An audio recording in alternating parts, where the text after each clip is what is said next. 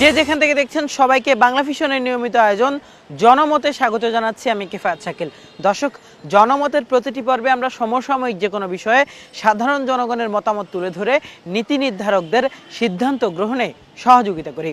দর্শক, গত বছরের ঠিক আজকের এই দিনে একটি সফল গণ অভ্যুত্থানের মাধ্যমে শেখ হাসিনার সরকারের পতন হয়।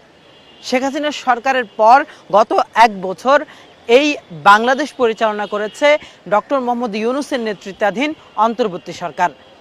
গত এক বছরের শাসনকে কিভাবে বিবেচনা করছেন দেশের জনগণ, এই নিয়েই আমাদের আজকের জনমত।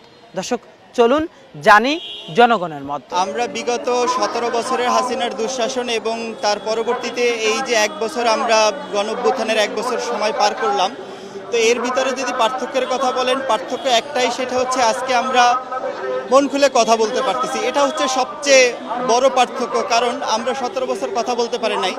আমি একজন চট্টগ্রাম বিশ্ববিদ্যালয়ের সাবেক শিক্ষার্থী হিসাবে যদি বলি যে বিগত 17 বছরে আমি আমার ব্যক্তিগত জীবনেও কখনোই আমার মত প্রকাশের, যদি আমি একটি রাজনৈতিক আদর্শ লালন করি বা আমি যদি সরকারের কোনো একটি ভুলও দেখতাম, সেখানে যদি আমি কথা বলতে যেতাম পারতাম না। এখানে আমার বিভিন্ন জায়গা থেকে দেখা যেত ব্যক্তিগতভাবেই একটা পোস্ট করলে, ফেসবুকে যদি একটা পোস্ট করতাম, সেখান থেকে দেখা যেত যে একজন মেসেঞ্জারে মেসেজ দিয়ে বলতেছে, ভাই পোস্টটা ডিলিট করে দাও। আমারই বন্ধু বান্ধব যারা সেই রাজনৈতিক দলের সদস্য, আমারই শুভাকাঙ্ক্ষী যারা সেই রাজনৈতিক দলের সদস্য ছিলেন, তাদের তরফ থেকেই সেই মেসেজগুলো আসতো। তাহলে আমি আজকে এই প্রেস ক্লাবের সামনে দাঁড়িয়ে মন খুলে আপনার সামনে যে কথাগুলো বলতে পারতেছি, এটাই সবচেয়ে বড় পার্থক্য। এরপরে যদি আরও পার্থক্য বলেন, আজ হয়তোবা একটি ইন্টারিম সরকার যেভাবে, রাজনৈতিক সরকার যেভাবে ফাংশন করে, একটা ইন্টারিম সরকার সেভাবে ফাংশন করতে পারে না, এটা স্বীকার করতেই হবে। তো সেই অর্থে আসলে আমরা যে পার্থক্যটা দেখতে চাই যে সকল ক্ষেত্রে চেঞ্জ চলে আসবে রাতারাতি, কিন্তু আসলে চেঞ্জ হবে না। আমরা জাতিগতভাবে সেইভাবে কোনো ডিসিপ্লিন, কোনো একটা জাতি আসলে আমরা কখনোই ছিলাম না। তো যার কারণে একটি সরকারকে আমরা যদি বিশ্বাস করি যে সে এক মাসের ভিতরে রাতারাতি চেঞ্জ করে দিবে, আসলে সেটা সম্ভব না। এই চেঞ্জটা আসবে ধীরে ধীরে, আমাদের মানসিকতা যখন চেঞ্জ হবে তখনই আসবে।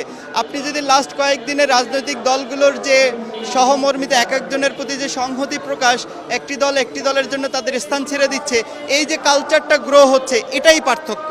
আমরা আগামীর বাংলাদেশে এই কালচারটাই দেখতে চাই যে বাংলাদেশে একটি রাজনৈতিক দল অন্য আরেকটি রাজনৈতিক দলে মতবিরোধ থাকবে, মত পার্থক্য থাকবে, কিন্তু তাদের ভিতরে রাজনৈতিক ডিসিপ্লিন থাকবে, শৃঙ্খলা থাকবে, সেটাই আমরা দেখতে চাই। তো আসলে এটাই হচ্ছে বিগত স্বৈরাচার শাসন এবং বর্তমান যে সরকার, বা যদি বলি বর্তমান শাসন, এই নতুন বাংলাদেশের পার্থক্য।